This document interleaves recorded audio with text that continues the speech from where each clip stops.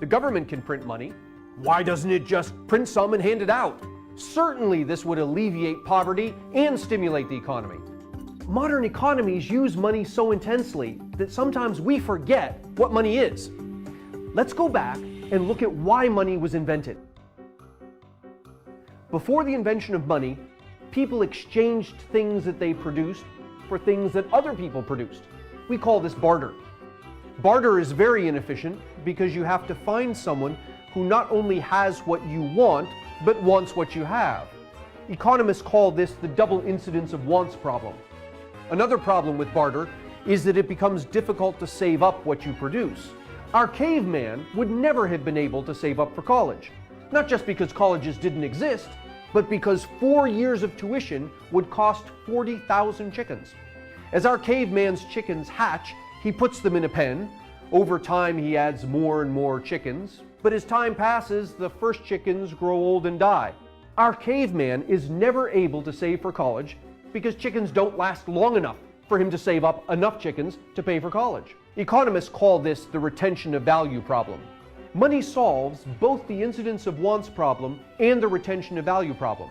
Money is simply an IOU that people can keep and exchange more easily than they can keep and exchange physical goods.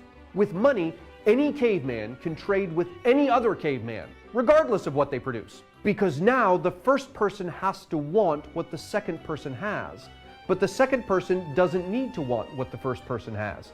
He can use the money to buy from someone else.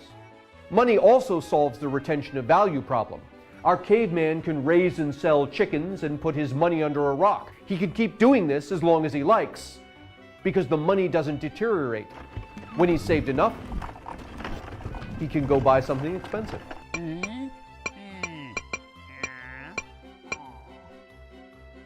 Now that we remember why we invented money in the first place, it becomes clear why printing money won't make people richer.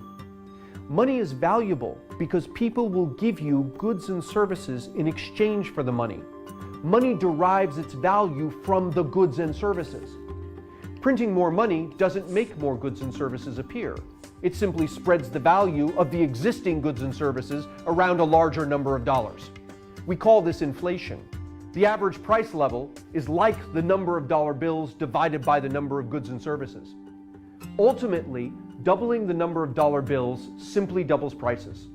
If everyone has twice as much money, but everything costs twice as much as it did before, people aren't better off. People aren't better off because our wealth comes not from money, but from the goods and services that money buys.